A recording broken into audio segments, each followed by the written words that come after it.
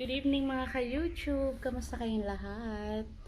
Welcome back to my channel. So tonight I thought of cooking for you guys chicken halang halang. Since the weather is starting to get cold, it's starting to come winter. So halang halang means spicy. It's a Visayan kind of chicken dish stewed in coconut and lot of spices, especially chili. Para siyang, it's like ginataang manok or something like tinola. Actually, it's your choice of vegetables. Some of them, they're putting papaya or sayote. So mine, I'm going to use pechay. So parang mas bagay yun sa gata. Okay, so luto tayo guys. See you.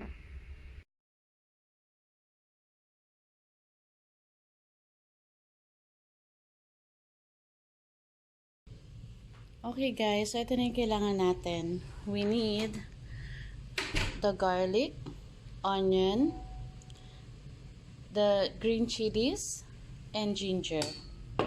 Of course, we have chicken here and my pechay. Actually, it's your option for vegetable.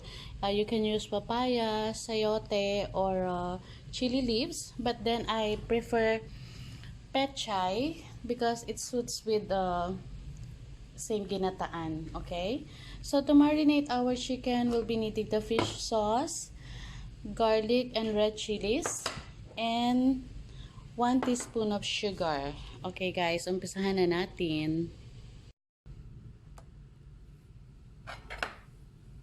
So we'll add on our chilies and garlic and our fish sauce and our sugar. So just have to mix it. And we will marinate it with our chicken here. Okay. I'm so scared about the red chili, guys. I don't like it so spicy. Okay. So we'll mix it together. We'll let it stand for at least like 50 to 30 minutes. So he will absorb the marinade. Okay, so we'll just keep it for like 30 minutes.